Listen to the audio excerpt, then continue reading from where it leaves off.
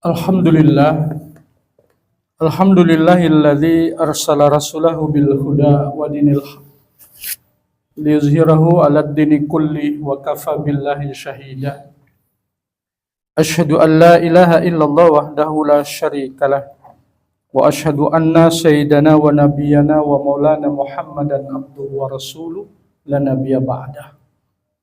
Allahumma fasholli wa sallim wa barik ala sayyidina wa maulana Muhammad wa ala alihi wa ashabihi ajma'in. Allahu ta'ala fi kitabil karim. A'udzu billahi minasy syaithanir rajim. Bismillahirrahmanirrahim. Walillahi 'alan nasi hajjul baiti man istata'a ilaihi sabila. Wa qala Rasulullah sallallahu alaihi wasallam ad-du'a yaum Arafah mustajabah. Sadaqallahul azim wa sadaqa rasulun karim, amma ba'd. Jamaah Jum'ah rahimakumullah. Semoga manajemen Petrosi dan seluruh karyawan selalu diberi kekuatan dan kesehatan, nikmat iman dan Islam, diluaskan rezekinya, diberikan keluarga sakinah mawaddah warahmah, dan kembali kepada Allah dalam keadaan husnul khatimah. Salawat dan salam tercurah kepada baginda Rasulullah Muhammad sallallahu alaihi wasallam, keluarga, para sahabat, dan kita termasuk di antara umatnya. Semoga kita pun tercatat sebagai umat Rasul yang dapat syafaatnya nanti ila yaumul qiyamah. Jemaah yang dirahmati Allah, kita sudah berada di posisi sekitar tanggal 17 di bulan Zulqa'dah 1446 Hijriah. Dari 12 bulan dia termasuk bulan Syakral, Zulqa'dah, Zulhijjah, Muharram, Rajab. Maka amaliyah bagi yang tidak berangkat haji dan yang lagi menunaikan ibadah haji, persyaratannya sama. Wala rafas, wala fusuk, wala jidala fil hajj. Di 4 bulan haram ini, Zulqa'dah, Zulhijjah, Muharram, dan Rajab, tidak boleh ngomong kotor, ngomong jorok, caci maki, sumpah serapah, ngenyek, mencibir, caci maki, kebun binatang. Termasuk di dalamnya wala tulqu aydikum ilat tahlukah. Sengaja bikin gara-gara supaya orang berkelahi. Atau bahasa Qur'annya bilang, kamu sengaja menjerumuskan dirimu dalam kebinasaan.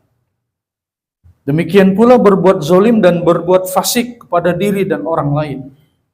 Termasuk terjadi pembunuhan, serang menyerang, ini bulan yang diharamkan. Oleh sebab itu, jamaah yang dirahmati Allah, kita jaga lisan kita. Karena ini adalah di antara rentetan amalan orang ibadah haji dan umroh. Yang kedua, tidak boleh memancing-mancing sesuatu yang menyebabkan timbul syahwat. Apakah bercanda? Karena ini adalah bulan di mana tidak boleh terjadi gesekan kalau sudah mengenakan pakaian ihram. Umi, abi kangen loh. Itu sudah mengarah kepada seksual. Dan itu sudah merusak pahala umrohnya. Termasuk yang ketiga, wala jidala fil hajj. Tentang masalah urusan ibadah haji, rukun syaratnya tidak boleh diperdebatkan. Tidak boleh dipertentangkan dan tidak boleh dipersoalkan. Mohon maaf Ustadz, kami di Balikpapan diajari begini, tidak sama seperti yang Ustadz sampaikan. Subhanallah. Itu sangat dilarang bagi mereka yang menunaikan ibadah haji yang sudah mengenakan pakaian ihram. Lalu hadirin yang dirahmati Allah, yang kedua, disinilah kita diingatkan tentang surah 102, 3 ayat, yaitu judulnya saja Al-Kautsar, nikmat yang banyak. Inna a'tainakal kautsar. Biasanya kalau Allah sudah menggunakan kalimat inna, berarti yang selanjutnya itu ini bukan bohongan. Ini satu hal yang hak, satu hal yang benar. Makanya kita diingatkan, aku sudah banyak loh kasih nikmat sama kamu itu. Sehingga di surah Ar-Rahman lebih kurang 33 kali, kadang satu ayat, kadang dua ayat, fabi ayyi ala'i rabbikuma tukadziban. Terus sampai ayat terakhir. Nikmatku yang mana lagi kah yang kamu ragukan, yang kamu dustakan, yang kamu pura-pura tidak mau tahu. Nah, berkaitan tentang masalah orang haji dan umrah, apa diingatkan oleh Allah? Kalau kamu tidak mau menggunakan dana untuk pergi haji dan umrah, alam beserta isinya aku tidak peduli, kata Allah. Bahkan dalam riwayat yang lain dari Umar bin Khattab, kamu tidak mau menunaikan ibadah haji dan umrah padahal ada dana, silahkan kamu pilih cara matinya dua. Mau gaya Yahudi apa mau gaya Nasrani. Nauzubillah min zalik. Karena menunaikan ibadah haji dan umrah itu adalah haknya Allah untuk diibadahi. Dan itu termasuk di antara rukun yang wajib, yang kelima yang wajib kita laksanakan. Nah, selalu pertanyaan klise muncul. Loh Pak Ustadz, daftar tunggunya lama. Loh sementara ayatnya bilang, walitukmilul iddata walitukabbirullaha ala ma hadakum wa la'allakum tashkurun. Al-hajju asyurum ma'luman. Kalau tidak bisa haji, ya umrah aja dulu. Jadi tidak mesti wajib haji dulu. Enggak, umrah kayak Rasul 2 kali, 3 kali terhalang tidak bisa haji. Rasul umrah dulu. Apa nunggu nanti pensiun, apa nunggu nanti diduduk kursi roda, apa nunggu nanti pikun baru mau berangkat. Usia manusia tidak ada yang tahu, kullu nafsin dha'iqatul maut. Walaupun kita sudah pernah belajar di sini ciri-ciri tanda kematian kalau mau datang kepada seseorang. Tapi setiap orang kan berbeda. Ada yang diambil kalamnya dulu, dikasih berot, lidahnya dipendekin, tidak bisa ngomong. Ada juga orang yang diambil dari penglihatannya, basarnya, mulai seminggu bangun pagi, mati lampu kah? Kok gelap? Lalu masih terang. Ada juga yang orang dikasih isyarat lewat samanya pendengarannya, seminggu, jadi congek diambil pendengarannya. Ada juga yang diambil dari irodahnya, mulai sudah lemah tulang-tulangnya. Dia rasa susah betul bergerak. Al-quwahnya diambil. Ada juga yang diambil keinginannya, diajak kemana-mana sama anak, enggak, bapak di rumah aja. Dicabut sudah keinginannya. Kudrat irodatnya diambil sama Allah. Kekuatan dan keinginannya. Ada juga orang yang diambil ilmunya. Tidak tahu sama sekali, padahal ahli bacaan doa, zikir, wirid, semua dia tahu. Tapi menjelang, hilang itu amalan. Diambil sama Allah, al-ilmun. Tinggal satu yang belum. Yaitu hayyun, zat hidup. Kayak kadang-kadang terbujur, bengong, diam, gitu aja. Hayyunnya belum diambil. Kalau sudah begitu, kata Nabi, kelahiran itu tidak jauh dari kematian. Periksa tanggal berapa dia lahir. Tidak jauh, kata Rasul. Senin ke Kamis, kayak Rasulullah. Nah, walaupun kita belajar begitu, tapi kadang dilupakan sama Allah. Jadi setiap orang beda-beda. Ada lagi petunjuk isyarat. Tiba-tiba tulang sulbi, tulang ekor, seperti kayak ditusuk jarum, tiba-tiba hilang. Diperiksa, tidak luka, tidak sakit, tidak lecet. Tidak pernah jatuh. Dari 3 bulan, menurun jadi 1 bulan. Menurun jadi setengah bulan. Menurun jadi 1 minggu. Lama-lama tiap hari. Itu ciri bahwa orang itu sudah mau pulang. Jadi banyak kalau Riyadus Shalihin, perubahan daripada rambut, bulu-bulu yang ada di tubuh. Kulit yang sudah mulai mengeriput. Itu diantara tanda yang langsung diberikan malaikat Ijrail.